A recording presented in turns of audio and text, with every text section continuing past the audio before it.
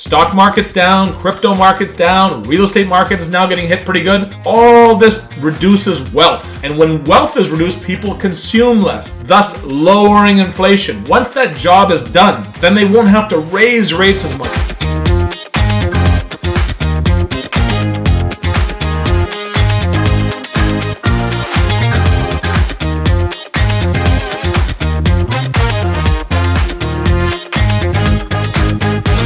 Hey guys, Omar Khan here with Theta Trading, and today's topic of conversation is 25% upside in the stock market by the year end? Let's analyze. Before we do that, I'd like to see if you guys could give us a like, a subscribe. It really helps the YouTube algorithm and promotes what we do here at Theta. The Theta strategy has changed my life. If you'd like to know more about the Theta strategy, I've created videos on it, and you should really take a look at it. It literally has the ability to change your life. Now, let's get into today's topic of conversation. 25% upside on the stock market by year end. Interesting. Okay, let's take a look. What one of the bulls on Wall Street is saying, and this is Oppenheimer, okay? So although we're revising our price targets lower, we remain bullish on US equities. And if you guys saw from my last videos, we know what happens when the stock market starts off so poorly or has two consecutive negative quarters, or what happens a year after a stock market hits a bear market, meaning a 20% decline, which we've had on the S&P 500, okay? So they still see a 25% upside from year end. Now, nobody knows where the stock market is going short term. I guarantee that nobody. There's a great Wolf of Wall Street line that says, nobody knows if the stock market's going up, down, sideways, or in circles. And that's very true in the short run. However, in the long run, it really is going to be based upon jobs, GDP growth, employment, and if people are buying stuff. It's just that simple. Okay, so let's take a look at what Oppenheimer has to say. So Oppenheimer strategists have lowered their year-end price target for the S&P 500 in light of stickier inflation. We're going to talk about that in a minute. And geopolitical tensions over the first half of 2022. Now, the first half of 2022 has been horrendous. In fact, the first worst half performance since 1970. Awful. That's 52 years, okay? So Wall Street now expects the S&P 500 to finish off the year at 4,800. Right now I'm recording this as of July 12th, 2022. We're about 3,800. So to go to 4,800, that's a sizable ways away. It's not quite back to the all-time high at 4,900 plus, but not that far off. After saying optimistic in his previous forecast of 5330. So they lowered their target from 5330, all the way down to 4,800. So that's a sizable decrease. And there's a lot of headwinds right now. There's inflation. There's the nasty war in the Ukraine. There's a slowing economy, a recession. There's a lot of things that are going on right now, which has caused them to do it. But still, they still think we have 24.8% upside from here.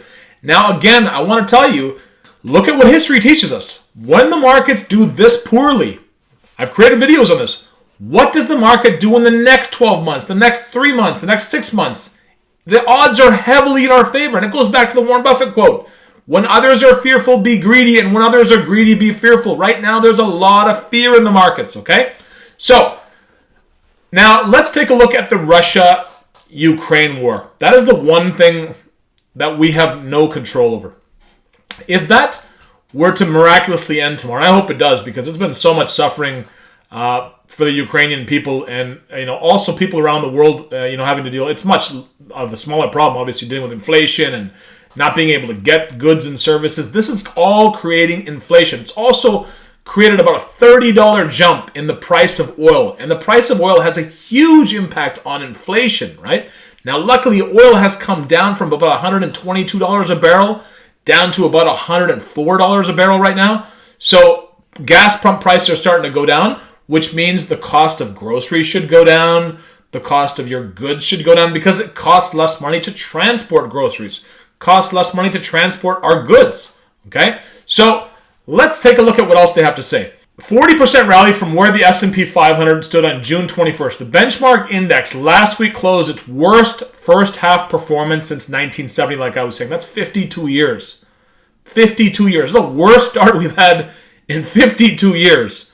But that is where the opportunity is, guys. That's where the opportunity is. Federal Reserve continued to aggressively tightening monetary policy to get a grip on inflation. Now, what does that mean, tightening monetary policy? Well, they're raising interest rates, right?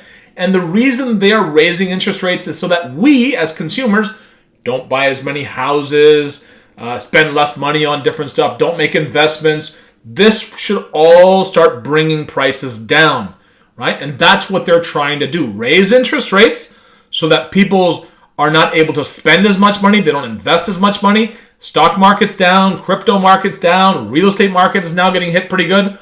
All this reduces wealth. And when wealth is reduced, people consume less. They buy less goods and services, thus lowering inflation. Once that job is done, then they won't have to raise rates as much. And that's what we're really looking for. We're looking for data that shows that inflation is coming down. Now, the worry is that interest rates will rise to levels that cause a recession. So the big worry is that interest rates are going to go up too much and therefore slow the economy down way too much. And therefore, the Federal Reserve next year may have to even lower interest rates. We don't know what's going to happen yet.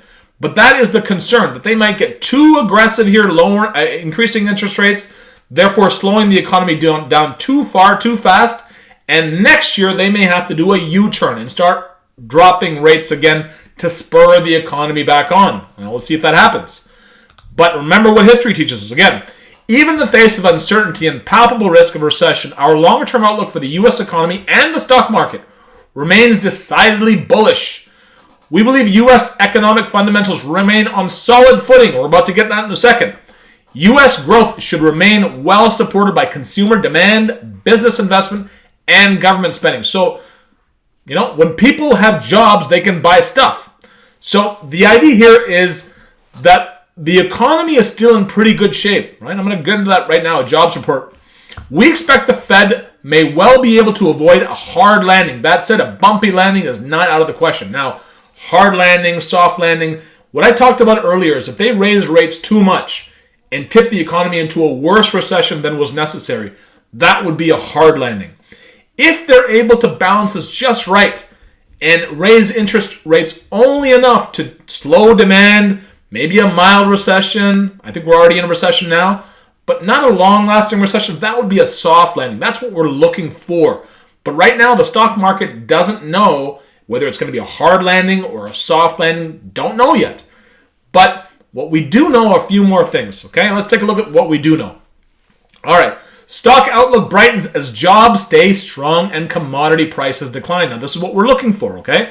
So, the jobs report just came out recently, the last jobs report for June. The economy looks resilient and inflation is coming down. The combination could mean a solid second half of the year for stocks after a tough first 6 months in which the S&P index fell 20%, actually fell about 24% peak to trough.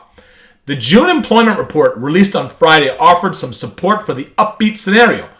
Payrolls, the number of new jobs created that month, was 372,000 for June versus the estimate of 250,000. So Wall Street was thinking 250,000 jobs would be created, but in fact 372,000 jobs were created. What does that tell you? That means people have jobs. When they have jobs, they can buy stuff, they can do things, which is good for corporate profits, okay? But that also causes inflationary issues. So they're trying to have this balancing act, okay?